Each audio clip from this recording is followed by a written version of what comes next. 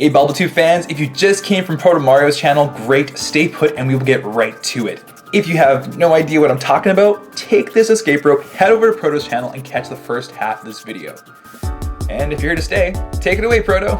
We shall start off by looking at Magnemite and Magneton, which were originally going to be called Coil and Recoil, which were pretty similar to their Japanese names. Oh, and fun fact, a single Magnemite weighs 13 pounds each, whereas Evolution weighs 132 pounds. I guess somewhere along the way they must have gained more mass, because last time I checked, 13 times 3 equals 39, not 132. And then there is Doduo, who was almost named Dodo after its Japanese name. I think I like the idea of having a Doduo rather than an extinct bird like Dodo. Another change, which is quite different from the end product, is Dugong's name, which was Manti. The name Dugong is much closer to its Japanese name, Jongong. Let's now talk about something more spooky. Our 3 favorite ghost Pokemon from Gen 1.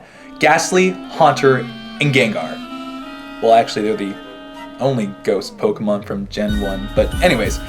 Their names were going to be Spirit, Spectre, and Phantom, respectively. Longtime fans of this channel will already know where I stand with Gengar.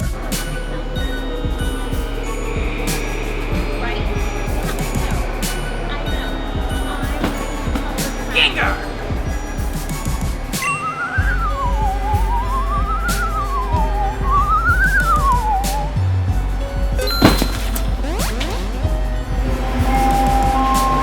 Oh, Gengar, what would I do without you?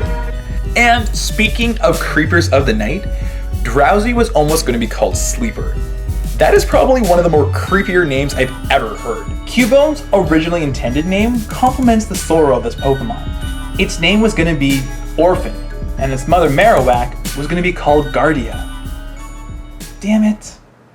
Now I feel even more sorry for the little guy. Hitmonlee and Hitmonchan were almost going to be called just Lian-chan. These Pokemon are allegedly named after martial artists Master Bruce Lee and the multi-talented Jack Chan. Lickitung was first going to be named Tongue-Tied, which would have been ironic since Lickitung is anything but tongue-tied. And for those of you wondering, being tongue-tied is literally a condition where you can't extend your tongue out of your mouth past your front teeth. But this is easily resolved with a quick procedure. The next 2 are pretty darn neat if you ask me. Coughing and wheezing were going to be called NY and LA to represent the 2 largest cities in America with the biggest air pollution problem. Ever wonder why Chansey has all these items that have to do with luck? Like the Lucky Punch, Luck Incense, and the Lucky Egg? Well, good old clever Game Freak has a reason for that. Chansey's Japanese and almost English name is Lucky. Why? Because you'd have to be ridiculously lucky to catch one of those in Generation 1. Not only is it nearly impossible to find, the odds of catching it in the Safari Zone before it runs away is crazy. I think they should have named it Crazy. It eats its own freaking eggs. How crazy is that? Speaking of crazy, let's take a look at Tangela, the only pure grass-type Pokemon in Generation 1. If you were to look at it and pair it with a Greek mythological creature, what would it be? If you said Medusa, then you and Game Freak have something in common. Originally, Tangela was going to be named Medusa, or Medusa. Personally, I think that would have been awesome. Goldeen was going to be called Goldie, which isn't too bad. Its evolution, Sea King, was almost called Neptune, which is the Roman god of fish, water, and sea. This is the counterpart to the other well-known king of sea, Poseidon, which is of Greek origin. Scyther was going to be called its original Japanese name, Strike. I think they made a good choice going with Scyther. There's no denying that its arms extend like giant scythe blades. And then there is Gyarados, who was almost named Skullkraken, not to be confused with the useless Yu-Gi-Oh card. Lapras was almost called Ness, and no, not from Earthbound, but rather an allusion to the Loch Ness monster, Nessie. Ditto was going to be called Morpho, not a bad name, for really, I mean, that's all it does. I'm gonna go out of order here for a moment to look at some dragons. Dratini was once named Dragoon and Dragonair Dragon. Personally, I think these were rather uncreative. So I'm glad they went with what they did. Ammonite was going to be called S, and Omastar, Cargo. Get it? S Cargo? Ha! Lame, I know. Oh, but wait.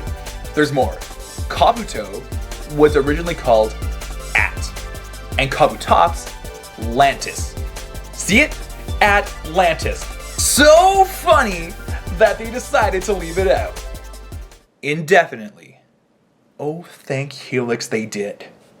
Well, I'm confident in saying that I'm pretty happy with how the names turned out, considering I had an awful time pronouncing many of them. But what do you guys think? Do you guys like the first names that were before the changes? Before you go, make sure you subscribe to BulbaTube for weekly videos. This has been Mario, and if you aren't already subscribed to my channel, please check it out. I would greatly appreciate it, and leaving a like is one way you can help to support us without spending a dime. I've been your host, Mario, and I'll give it back over to BulbaTube to see us out. Thanks for the collab, Proto.